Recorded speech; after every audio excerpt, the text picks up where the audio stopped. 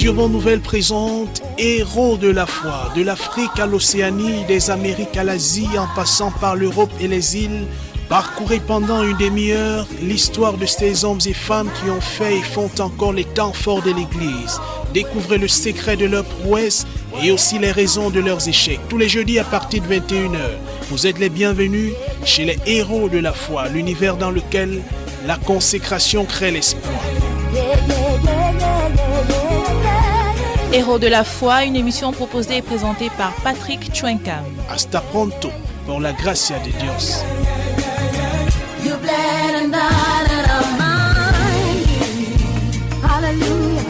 Your body broken now and healed.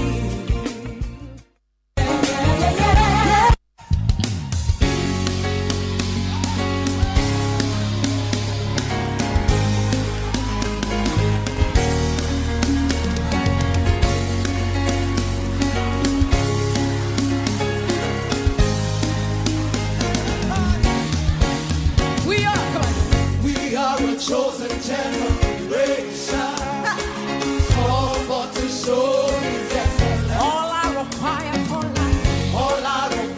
for life, God has given me, and I know who I am. We are a chosen generation. We are a chosen generation, called for to show His excellence. All I require for life, God has given me. Vous écoutez Radio Bonne Nouvelle, merci d'avoir choisi le canal 99.6 FM pour vous édifier et vous informer. Bienvenue à Héros de la foi, le magazine consacré à la vie, à la marche, au parcours de ces hommes et femmes qui ont fait et font encore les temps forts de l'histoire de l'Église. Héros de la foi, c'est aussi les interrogations, les analyses sur la marche tout simplement de l'Église en cette génération. Alors que nous sortons des fêtes, la célébration de la fête, la Pâque, plusieurs interrogations se sont et continuent de se poser sur l'origine de cette Pâque qui s'écrit non pas sans S mais avec un S, qui en est l'auteur, et surtout pourquoi cette ruée que l'on a observée de la part de plus en plus de chrétiens vers ces célébrations. Pâques n'est pas une exception, Noël, Ascension, Assomption, fête de la Pentecôte. Qu'est-ce qui explique que le fort penchant que l'on observe en cette génération de plus en plus d'églises, y compris les communautés religieuses qui se montraient auparavant réfractaires à ces célébrations, ont rejoint les rangs, et une espèce d'œcuménisme autour de ces célébrations s'est observé avec un pic au cours de cette Pâque qui est maintenant derrière nous. Donc nous allons interroger la marche de l'Église sur les questions religieuses, la Pâque, avec vous. Nous avons commencé à faire des observations depuis samedi dernier et prolongement au cours de cette édition décalée des Héros de la foi qui interroge, nous le rappelons, la marche de l'Église en cette génération. Et pour en parler, nous recevons le pasteur Élie Bertrand Kabda avec lequel nous allons parcourir ces différents questionnements et, selon que la grâce du Seigneur nous le permettra, tenter d'y voir plus clair et apporter des réponses. Bonsoir et bienvenue, pasteur. Bonsoir Patrick, bonsoir à tous les auditeurs des Radio Bonne Nouvelle en cette soirée par rapport aux Héros de la foi. Nous avons amorcé avec vous le débriefing de ce sujet, de cette thématique autour des questions religieuses, avec notamment un point d'orgue. La Pâque, c'était samedi dernier. Aujourd'hui, nous revenons sur cette question puisque le temps ne nous a pas permis d'ébaucher les aspects les plus saillants. En effet.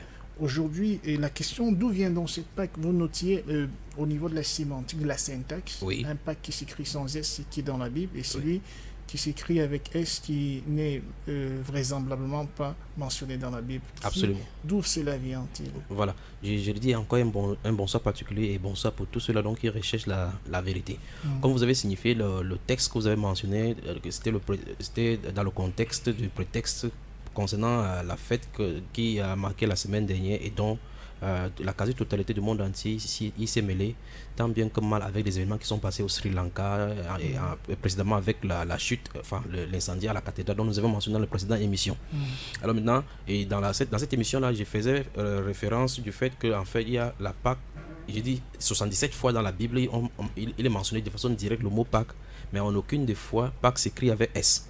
Et curieusement, c'est que nous sommes en train de célébrer sur la terre, sur la surface de la terre depuis des millénaires, se trouve marqué avec la lettre S. Et vous remarquez quand les gens essaient de saluer, on dit voilà, bonne fête des Pâques. Voilà comment les gens célèbrent. Vous voyez sur le calendrier liturgique, vous allez voir effectivement Pâques avec les dimanches saints, vendredi saint, samedi saint, ainsi de suite. On va essayer de le voir. Et puis cette nomenclature, je ne vous coupe pas, n'est pas seulement vérifiée en français, parce que même en anglais, il s'agit de Passover et Easter. Et Easter, voilà, justement, c'est là où je m'en chutais. Alors, donc, il faut donc que les gens qui nous écoutent essaient de comprendre bien effectivement c'est pourquoi la façon dont nous sommes de procéder. Donc il y a Pâques effectivement de la même façon sans S et Pâques avec S. C'est que l'Église catholique et ses acolytes, comme vous avez interrogé pourquoi les gens qui étaient radicaux ont fini par emboîter le pas et entrer dans la danse, on va voir tout cela. Donc il y a Pâques sans S et Pâques avec S. Pâques sans S, c'est la Pâques biblique. Et c'est ce qui est appelé, qui vient de l'hébreu Pessah, qui veut dire Passover. Donc en anglais Passover, qui devait passer par-dessus. La référence se trouve dans le livre d'Exode chapitre 12 où le destructeur devait passer par-dessus et au-dessus du sang, envoyant les linteaux de sang, le sang imposé sur les linteaux des portes des peuples juifs. Épargner les premiers-nés. Épargner les premiers-nés. Et tous les premiers-nés, depuis Pharaon assis sur le trône, dit la Bible, jusqu'aux servants et même les bœufs étaient touchés. Maintenant, par rapport aux juifs, ils étaient protégés. Et ce sang a été érigé en loi en Israël chaque 14 Nissan, comme nous allons voir par rapport à la datation maintenant. Maintenant, pour ce qui est de Pâques, dans la version King James de la Bible, si vous lisez le livre d'Actes des Apôtres chapitre 12, le verset 5 fait mention justement là-bas de Easter. C'est quand même curieux.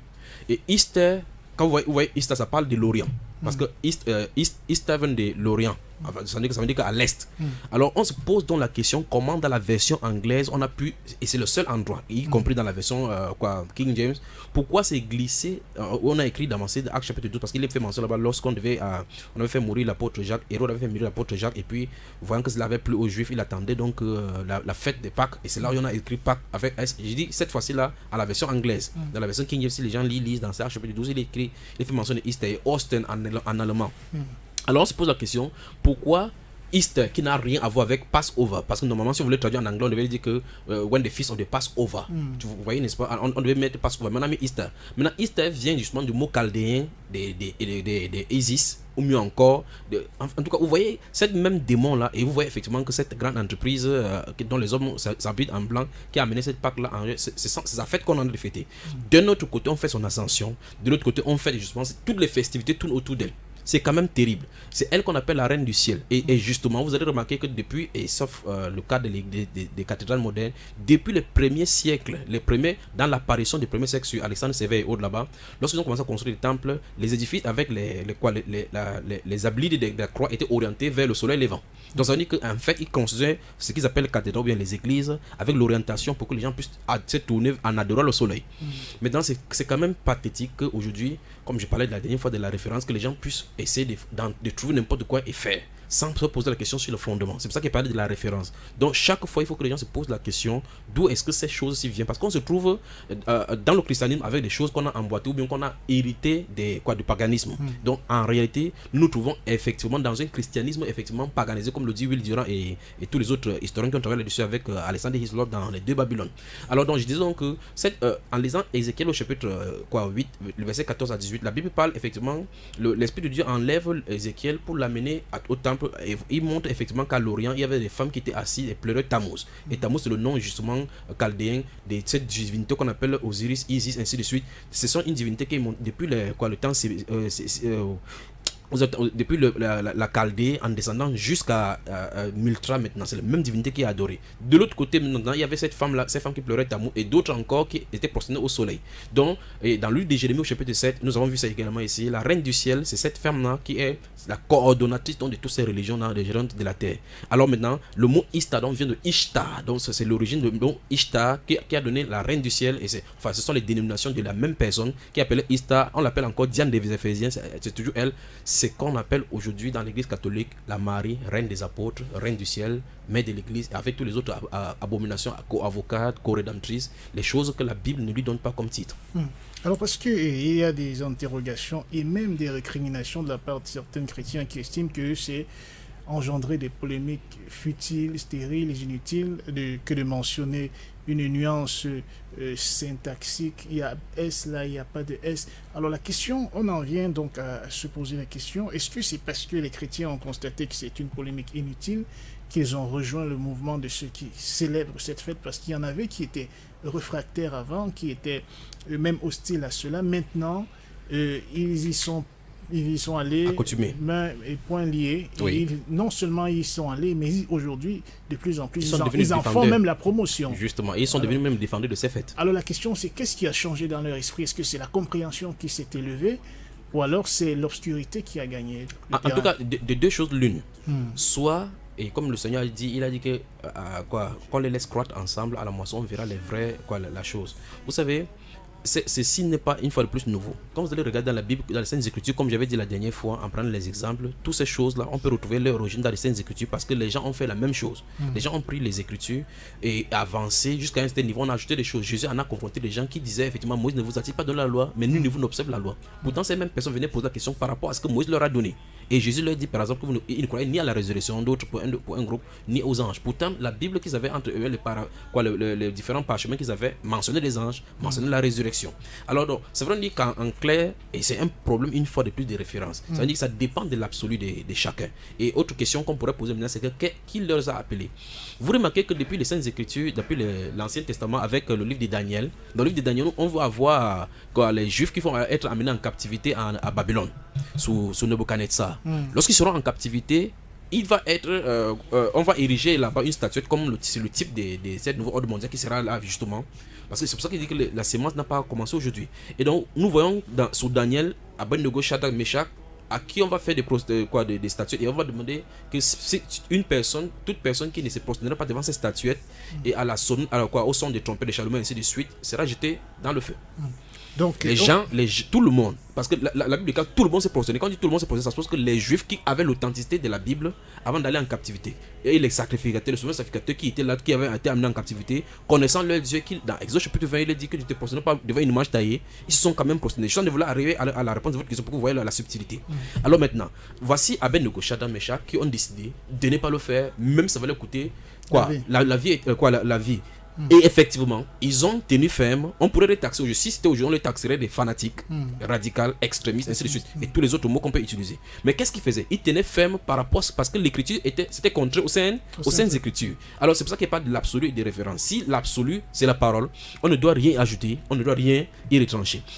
Maintenant, quand Abednego, Shadrach et Meshach ne se sont pas prosternés, si c'était aujourd'hui, parce que vous parlez des gens qui, avant que cette test des statuettes ne soit mise en place, certainement les gens prêchaient dans les synagogues là-bas en disant que non, notre Dieu est le grand Dieu, on ne peut pas se prosterner. Mais lorsqu'il a fallu tenir ferme à la parole, justement, ils y ont trouvé des occasions de chute. Donc, en clair, ce n'est pas un esprit qui a commencé aujourd'hui. Ces choses-là arrivent pour qu'on voit qui tient à la parole et qui ne tient pas.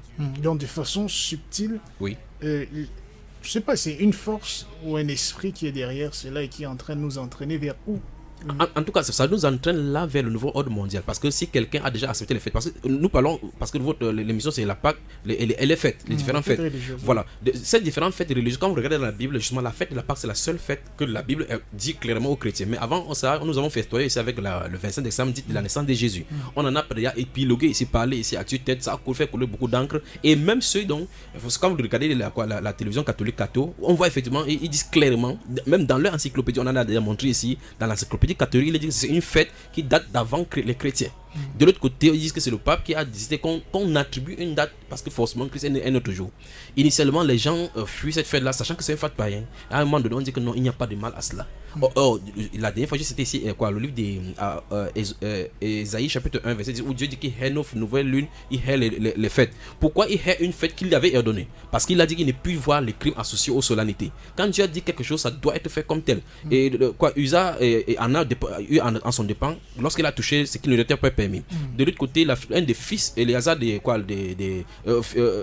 le livre de Lévitique chapitre 10, a pris le feu étranger pour venir dans le temple. Pourtant, on pourrait tout simplement dire que non, c'est juste le feu. suffit d'allumer. Mais Dieu ne voudrait pas qu'on apporte des choses étrangères à ce qu'il a déjà dit et sanctifié. Vous voyez? Et donc, c'est ce que nous allons faire maintenant. Nous avons organisé une religion. En tout cas, c'est une association de personnes qui essaient de se compromettre par rapport à la vérité pour trouver des ententes. Sinon, pour ça, vous allez voir que, comme vous avez introduit avec l'écuménisme, vous allez voir que les religions se réunissent. Ils essaient de trouver des points communs, des points de convergence. La Bible ne nous donne pas de trouver des points de convergence. La Bible déclare qu'on doit être unis en Christ, d'un même sentiment et d'une même pensée. De telle enseigne que c'est Christ qui nous sanctifie, parce qu'il a dit sanctifie par ta parole est la vérité. Donc ça veut dire que ça sera l'unité autour de la parole. Si c'est pas la parole de Dieu, tout ce qu'on fait là, c'est pour le diable. Alors très bien, ça nous conduit au cœur de la question, et j'imagine que c'est ça même le centre de la problématique.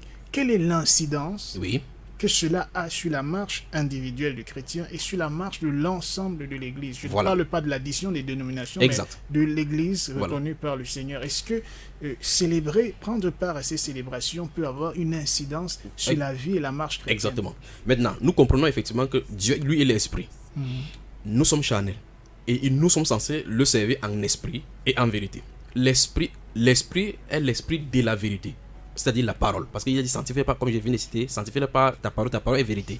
Et le Saint-Esprit ne conduira pas les gens dans l'adoration du mensonge, parce que la Bible nous dit dans 1 Jean chapitre 4 qu'il y a l'esprit de l'erreur et l'esprit de la vérité. Le Saint-Esprit ne conduira pas les gens dans l'adoration du mensonge. Ça, c'est un. De deux, tout à l'heure, vous avez parlé, est-ce que c'est un esprit qui est en train de gouverner cela pour pouvoir conduire les gens dans cette adoration? Effectivement. Parce que cet esprit-là, la religion est puissamment utilisée en arrière-plan par les puissances ténébreuses. Vous êtes sans ignorer justement que beaucoup des accusations viennent du côté Vatican pour dire effectivement que le feu, et même il y a des encycliques catholiques qui parlent de Vatican II avec le concile parallèle qui parle effectivement que des papes actuels, c'est de l'usurpation, parce qu'en réalité, le feu de Lucifer a été allumé en plein Vatican en 1966 par rapport au Concile Vatican II. Donc, il y a beaucoup de choses qui s'y disent. Mais maintenant, ce qui est là, c'est qu'en réalité, derrière ces mouvements religieux-là, se trouvent donc les esprits. Maintenant, prenons le cas d'école que j'ai pris tout à l'heure par rapport à Nebuchadnezzar.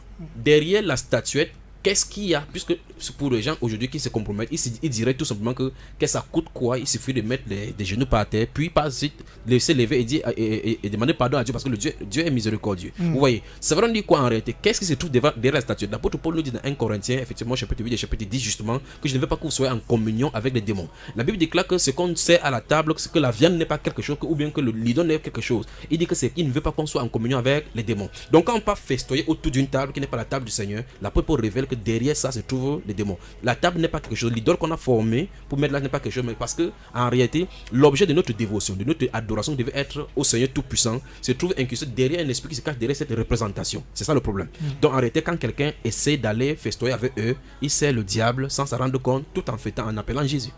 Alors, parce qu'on a entendu au cours de cette fête et des autres fêtes religieuses, la communauté chrétienne dans son ensemble célèbre. Alors la question est de savoir aujourd'hui quand l'enfant de Dieu, qui se sanctifie, qui se prépare pour l'enlèvement, pour l'avènement du Seigneur, se retrouve contre son gré, peut-être dans l'ignorance, à l'intérieur, en communion avec ces gens, peut-être parce que son leader n'est pas éclairé ou qu'il n'a pas encore reçu l'illumination sur la question. Est-ce que cela a une incidence sur sa vie personnelle? Et quelle incidence? À quel niveau? Est-ce qu'il va être moins fort dans la prière? Est-ce qu'il va être moins engagé? Est-ce qu'il va être moins vigilant, moins sensible à l'esprit de Dieu?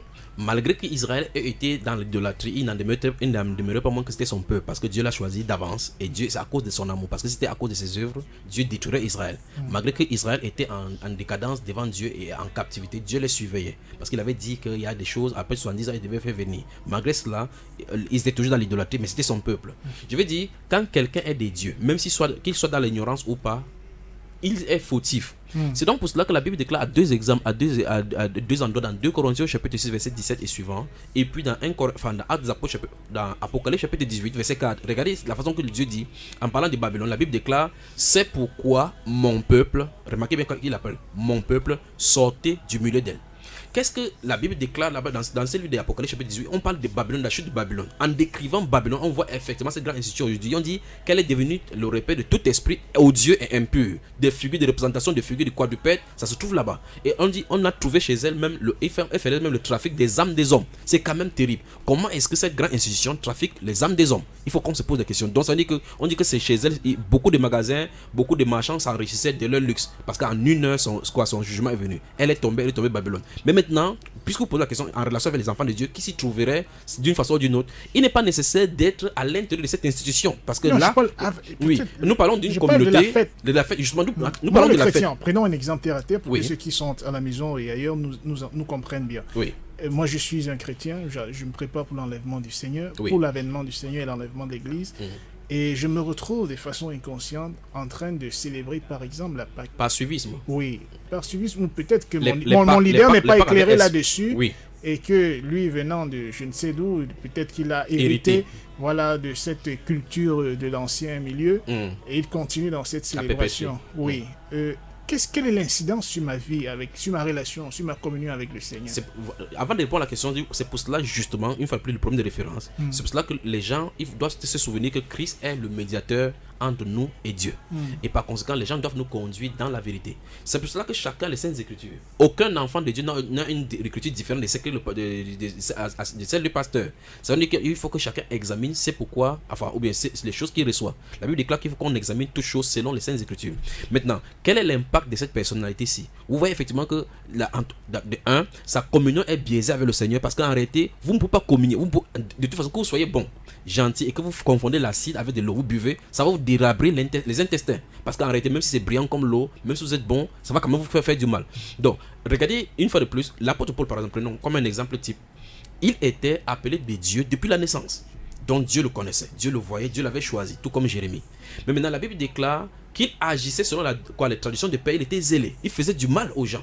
Il était extrêmement zélé. Mais qu'est-ce que Dieu faisait? Dieu le voyait. Donc ça n'a pas changé son statut d'appelé de Dieu dès le départ. Ça veut dire que le mal est là, mais tôt ou tard, Dieu se révèle à cette personne-là. Donc ça veut dire que pour ceux qui se préparent pour le ciel, pour ceux qui sont destinés pour le ciel, Dieu s'attend à ce qu'ils y arrivent. Et qu'est-ce qu'il fait? Il va toujours, tôt ou tard, leur enverra la vérité. Je crois que l'une des émissions comme Héros de la foi, c'est l'une des vérités des émissions que lorsque les gens écoutent, ils essaient d'ouvrir les yeux et le Saint-Esprit leur permet de dire ah, ici il y a un problème et en rectifiant. A contrario, les gens qui ne sont pas de la vérité, ça va les énerver comme les pharisiens le firent. Alors quand Jésus disait la vérité, il dit pourquoi ne comprenez-vous pas le langage? Parce que vous n'êtes pas de mes brebis. Mes brebis entendent ma voix et elles me suivent. Elles ne suivent pas un autre parce que cette voix-là est étrangère, elles ne suivent pas la voix d'un mercenaire. Donc en fait, tôt ou tard, pour répondre à votre question, les brebis du Seigneur qui sont corrompues d'une façon ou bien emmenées dans la corruption pour que la communion ne soit pas parfaite avec le Seigneur vont être guidées par le Saint-Esprit pour entrer dans la vérité. Alors, une autre observation, est-ce qu'il y a une panne de leadership? Parce que avec la disparition de certains leaders qui tenaient Oui. à une certaine rigueur Valeur. doctrinale, Oui. et il s'est un peu comme glissé une espèce de laxisme et ça prend de l'eau de partout. Oui. Est-ce que c'est parce que ces leaders ont disparu? Est-ce que les fondements n'étaient pas clairs dès le départ? Est-ce que c'est la manifestation des signes des temps de la fin, la corruption qui entre à l'Église? Qu'est-ce qui se passe véritablement? En réalité, Que quelqu'un qui était auparavant farouchement opposé à ces célébrations, Oui. progressivement les a trouvées normales. Oui. Plus tard, il s'y est joint et aujourd'hui, il en est promoteur. des promoteurs et d'autres sont même financés par la grand-mère. Alors vous voyez, en réalité, il y a des choses. Dieu, la révélation de sa parole, ou bien encore la révélation de la manifestation de l'Église va croissant. Ce que nous connaissons aujourd'hui de la parole de Dieu, pourtant la parole n'a pas changé, c'est ça le vrai problème. C'est la même parole qu'on lit depuis des millénaires. C'est que quand par exemple Luther est sorti, prenons le cas de Luther, quand il est sorti de l'Église catholique en écrivant les 95 thèses contre l'Église catholique, vous avez remarqué que le système clergé laïque, il a hérité. Le baptême des enfants, il a hérité. Par conséquent, aujourd'hui, les protestants, malgré qu'il se passe n'importe comment, ces protestants-là continuent toujours quand même à baptiser exactement les enfants comme ceux-là. Ils ont le même credo exactement comme l'Église catholique, parce qu'en réalité, ils n'ont pas épuré, ils n'ont pas nettoyé, ils n'ont pas fait table rase sur tout ce qui est. Il faut remettre en cause toutes ces choses-là. Maintenant, il y a des doctrines, par exemple, si vous prenez par exemple les millénaristes ou bien encore les méthodistes, c'est quoi les méthodistes seront un cas bien précis. Ce sont des gens qui ont gardé par exemple le cadre de la sanctification vraiment serré. Mais au fur et à mesure, avec la modernisation et la modernité, l'effet, je crois que vous appelez ça l'effet boomerang, vous remarquez effectivement que tout le monde en est allé dans une direction. Ce sera difficile devant les gens d'aller à contre-courant. Mais pourtant, c'est les radicaux normalement qui y tiennent. Pour vraiment tenir ferme dans ces moments, il faut être radical. Petit à petit, les gens font des conclaves pour essayer d'organiser, d'après leur statut à l'intérieur, pour dire ok, on peut quand même permettre désormais aux femmes à enseigner et puis on peut permettre qu'on porte quand même le boucle d'oreille. Et c'est là où ça a amené les méthodistes aujourd'hui. Pourtant, justement, comme vous dites, les fondateurs étaient radicaux là-dessus. Qu'est-ce qui se passe en réalité? C'est parce qu'en réalité, dès le départ, les gens, quand ils entrent dans les ministères, c'est pour ça que vous voyez effectivement que les gens prennent le ministère ou bien le sacerdoce comme étant l'entreprise familiale. Par conséquent, quand le leader, Dieu l'enlève sur la terre, il se trouve maintenant peut-être comme un héritage familial, des conflits entre, et puis c'est un lourd ravisseur entre. Et prenons la CMC et voyez donc les dislocations qui arrive. Pourtant, du temps du prophète Zacharie, on ne pourrait pas trouver de telles choses parce qu'il y avait la rigueur.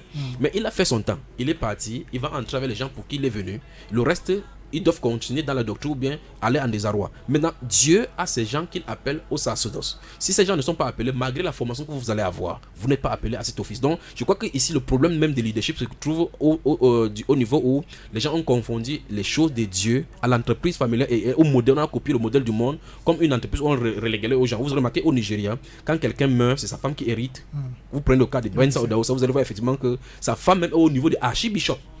Non seulement le titre archibishop n'est pas d'abord biblique, mais sa femme est archibishop et il commande maintenant les gens, ainsi de suite, ainsi de suite. On croit que comme archibishop, comme Bensa Odaosa avait cette tension, forcément c'est transmissible pour les femmes, pour ses enfants, c'est pas comme ça. Quand Dieu a enlevé Samuel sur la terre, il a enlevé Samuel. Quand il a enlevé Paul sur la terre, il a enlevé. Quand il a enlevé Pierre, il a enlevé Pierre. L'entreprise n'est pas devenue pour sa femme, la femme n'a pas dit non, je suis la femme de Pierre. Très bien, nous aurons l'occasion d'en parler. Alors pour sortir peut-être de cet entretien, la question aujourd'hui c'est que faut-il faire? Il faut répudier purement et simplement ces faits. Est-ce qu'il y a moyen de les amender ou est-ce qu'il faut chercher les faits bibliques et s'y rendre? Et puis qu'est-ce que ça nous apporte réellement? Et qu'est-ce que ça nous enlève quand on ne le fait pas? La Bible déclare que ceux qui connaîtront leur Dieu agiront avec fermeté dans ce livre de Daniel au chapitre 11. Et la Bible déclare que toute écriture est inspirée de Dieu, utile pour enseigner, corriger. Vous voyez, on a besoin de correction. Et qu'est-ce que nous corrige? Les saintes écritures. Les saintes lettres ont été placées une fois pour toutes et l'apôtre Paul dit que personne ne peut poser un autre fondement. Si on a vu effectivement, vous ne pouvez pas continuer à construire une maison dont la fondation a été ratée. Si la fondation est ratée, la seule chose à faire, c'est raser d'abord. Paul, par exemple, l'apôtre Paul, par exemple, je vais le citer, le paraphraser, il disait et un de ses disciples, je crois Timothée, et ben voilà, prends soin des manteaux parce que je vais passer la Pentecôte. Oui. Est-ce que la Pentecôte, la fête de la Pentecôte, par exemple, ça pose problème? Quand il parle de Pentecôte, par exemple, c'est le cas de l'apôtre Paul, vous lisez, c'est juste une référence de temps. C'est une référence de temps, parce qu'en réalité, les Juifs consomment avec le temps. Par exemple, dans Actes chapitre 18, il va laisser faire raser la terre, il dit que je souhaite passer la Pentecôte à Jérusalem. Parce qu'il sait effectivement que c'est la période où les Juifs se retrouvent rassemblés là-bas. Il faut qu'il aille pour témoigner cela dans sa patrie. C'est donc pour cela, c'est pas pour dire qu'il fête la Pentecôte que non. La seule fête chrétienne qui est digne dans les Saintes Écritures, c'est la fête de la Pâque dont le Seigneur Jésus a dit faites ceci en mémoire de moi. Donc les premiers disciples, c'est pour ça que vous allez voir les millénaristes qui ont sorti avec 1800 vont commencer à dire en parlant depuis Genèse en disant que non, le sabbat a été gardé. Et pourtant, les Saintes Écritures disent clairement que Jésus appelait, non seulement il énervait les gens en appelant Dieu son propre Père, mais il n'observait pas le sabbat. Mais quand bien même c'est écrit comme ça, plusieurs reprises dans les Saintes Écritures, les gens se tuent à dire que non, Jésus observait le sabbat. Pourtant, c'est lui-même qui violait le sabbat. Il a dit que le sabbat a été donné pour l'homme. Donc en réalité, je crois qu'il est temps que les gens essaient de laisser les anciens bagages écrits par les gens et revenir à la Bible. Je crois que ce sont ces choses-là qui créent les embouteillages dans les Donc tout simplement se débarrasser de l'ensemble de ces célébrations. Exactement, et recommencer maintenant de nouveau devant le Seigneur, d'abord dans la repentance. Parce que si ce n'est pas dans la repentance, on va remarquer, j'ai trouvé quelqu'un qui était sorti de petit séminaire. Il avait dit qu'il était énervé contre les catholiques. Et vous savez ce qu'il faisait chez lui? Non. Et il avait déposé sa petite table, il y avait l'archange Michael ici, Petit Marie ici, il y avait les croix là-bas. Mais il disait qu'il n'était plus catholique. Mais chez lui, il avait une petite mini-cathédrale de Notre-Dame de Paris, en plein célébration dans la maison. Pourquoi? Parce que c'est ce qu'il a eu au séminaire. S'il dit qu'il sort du séminaire, si quelqu'un sort du séminaire, il faut se débarrasser de toute cette doctrine démoniaco-aristocratique. S'il ne se débarrasse pas, tôt ou tard, il va enseigner Aristote, tous les autres Lavoisier et tous les autres philosophes grecs là. Donc, aujourd'hui, l'Église doit se repentir de s'être laissé distraire, de s'être laissé entraîner dans ces célébrations qui n'ont aucun fondement biblique. Absolument. Remarquez, ce n'est pas quelque chose d'aujourd'hui. Dans Marc chapitre 7 et Matthieu chapitre 15, le Seigneur Jésus reproche aux pharisiens du fait qu'ils rejettent la parole de Dieu et observent les commandements, les traditions. Vous voyez? Alors la question c'est, est-ce que les Pâques avaient exploqué d'espèces que nous traitons aujourd'hui? Est-ce que c'est biblique? Non. D'où est-ce que ça vient? C'est la tradition de l'Église catholique qui l'a introduit. Comme tous les autres faits. Donc il faut s'en débarrasser. Il faut se débarrasser des traditions. Si on ne se débarrasse pas des traditions au milieu de l'Église, on est dans le mélange. Et Dieu n'est pas dans le syncrétisme. Merci infiniment d'être passé. C'est moi qui vous remercie. Et Libertrand Diabda. Merci à vous également. Que le temps passe vraiment si vite. Chers auditeurs, d'avoir fait le parcours avec nous. Nous espérons que vous avez été édifiés sur ce sujet. Et peut-être que si le temps nous le permet, on reviendra si on n'est pas censuré par ailleurs, parce que ça ne fait pas toujours plaisir à certains d'entendre cela. Quoi qu'il en soit, Héros de la foi, émission décalée pour s'interroger sur la marche de l'Église, parce que ça aussi c'est important. Il faut parfois faire le point et se demander où est-ce qu'on est en train d'aller. Est-ce que la direction que nous avons prise, nous allons dans la bonne direction? Donc merci infiniment à chacun. Héros de la foi, le format normal reprendra À partir de la semaine prochaine, continuez de faire confiance au programme de Radio Bonne Nouvelle pour nous contacter pour des observations, rencontrer le pasteur pour en savoir davantage. 690 93 93 34. Très bonne suite de programme sur Radio Bonne Nouvelle et à très bientôt. Shalom.